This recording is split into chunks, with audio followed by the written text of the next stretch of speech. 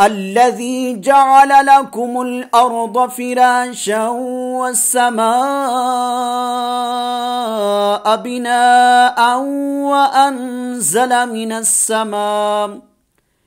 من السماء ماء فأخرج به من الثمرات رزقا لكم فلا تجعلوا لله أندادا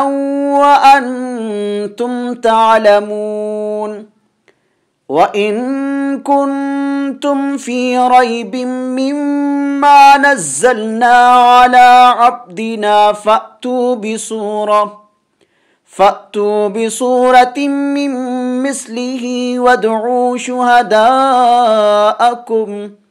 شهداءكم من دون الله إن كنتم صادقين